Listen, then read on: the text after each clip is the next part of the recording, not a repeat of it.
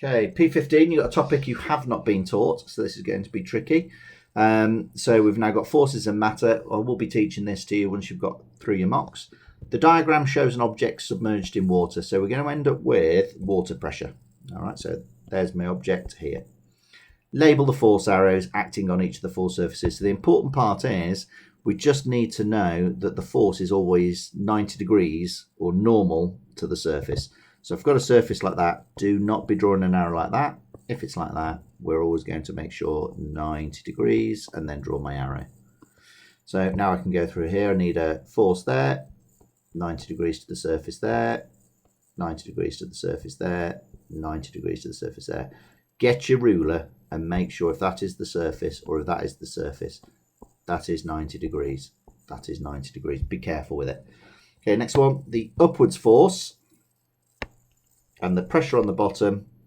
So I've got force upwards, F is 600 millinewtons. Okay, so divide 1,000, 0.6 newtons.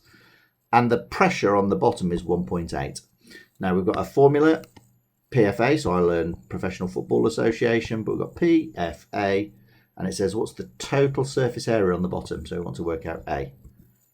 A equals the force divided by the pressure, that's 0.6 divided by 1.8, and then my unit is hidden within the pressure there. Because I've now got newtons and newtons speaking to each other, I'm left with centimetres squared. And it's just always just look at your pressure, that'll give you your unit. Okay, next one. We've got another pressure, PFA. A knife exerts a pressure of 6.2 times 10 to 9 pascals. Pascals is the same as newtons per metre squared. You do need to know that. The total area of the blade, that should have a squared there, so I'll change that on your revision sheet. The total area of the blade is 0.6 times 10 to the minus 7 metres squared. What's the total force? So now we go. F equals P times A, times those two together, and the force is 361.2, and the forces are measured in newtons. Next one, draw the air particles to show how they would change in the column of air. So here's a house, here's a jet up in the clouds, and we just need to know there are lots of particles low down, and we know that the air gets thinner. So I just say should put a load at the bottom. Do them a bit tidier than me. A few up there, and then a middle amount in the middle. Done. And that's it. We've just got to show that as we go higher into the atmosphere, air pressure goes down, the density there goes down. Next one, what is atmospheric pressure at sea level? So we need to know it is 101.3 kilopascals, or newtons per metre squared. You've got to know that value, or 101,300 pascals.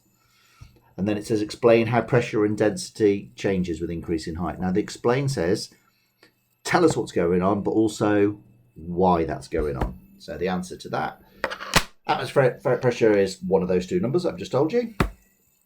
Pressure decreases, and the reason it decreases, there's less weight of particles in the column of air above. So if I'm down here, I've got more pressure because I've got a bigger weight of particles above. If I am here, I've got less pressure because I've got a smaller weight of the particles above.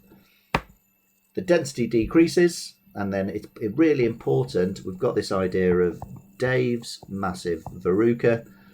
So why the density decreases, so as we go up, the air is less dense, and we can see that from our picture. And then we're just going to say because there are less particles in the same volume. And then look, in the same volume. Please make sure you talk about that. So we're linking density to the mass. That's the same number of particles, but the volume has gone down. Okay, next one. Tricky one. Change 356 Kelvin to 0 degrees C. What you need to know is we've got something called absolute zero. Absolute zero is 0 Kelvin, and that would be at minus 273 degrees C. So if I ever want to change from one to the other, I just need to either add or take away 273 depending on what I'm changing. Well, this one here we can see I've got to change Kelvin, so I've got to take away minus 273 and I'm away. So there you go, 83 degrees C. This next one, the gas pressure in the container is at 800 pascals, the volume is 200, And you just need to, it then gives you a new volume. It says use this formula. You just got to use that. I want to find out this, and then I'm going to use the pressure and the volume. Goes on the top there. The new volume goes down here. Do not be put off by using unfamiliar formula. They'll always give you on your exam a formula you don't know, and they'll make you rearrange it because they're just checking that you can rearrange formula. So we know the new pressure is 800 times 200, all divided by what's in the new volume, 133.3 pascals. And the last one, we've got a great big question about gas pressure and explaining it, and it's for 6 marks. So crucial idea, if we go over the basics, imagine I've got 2 boxes with 3 particles in. Those particles are all moving in different directions. These will have exactly the same pressure. And the reason they'll have exactly the same pressure is they've got the same number of particles. When they collide with the wall, they will have a little force on the wall. We have the area of the wall, and we know that force over area equals the pressure. Now, if I put 3 particles in a smaller volume, we can see they're going to hit the walls more often. There's a smaller area of walls, so the pressure will go up. So that's the basics. We're going to talk about force, pressure, but I'm just going to put that formula up at the top. So it's use this formula in your answer. Yeah, you're asking me about pressure. And if I'm talking about pressure, I'm going to talk about forces and areas. So we're going to say, well, gas particles collide with the walls or the container walls. But this idea of there are collisions inside the container. Gas particles move quickly in straight lines. Each collision produces a force on the wall. That force divided by the area of the container gives me a pressure. That is what gas pressure is. So that's it, loads of marks there. Then the next part is we've got to talk about how decreasing the volume will affect the gas pressure. Well, if we've got the same particles in a lower volume, the pressure will go up. So now we can just go decreasing the volume means the particles are more crowded. Okay, I've got the same number of particles in less volume. So the particles got less distance to go to have a collision with a wall. So the frequency of the collisions increase, which means there's going to be more force.